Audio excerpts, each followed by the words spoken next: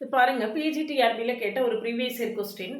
F be a finite field with 7 elements and K be a finite extension of F such that degree of K over F equal to n. அப்ப K has how many elements னு கேட்டிருக்கு. Result இருக்கு பாருங்க. K has Q power n elements where n equal to degree of K over F.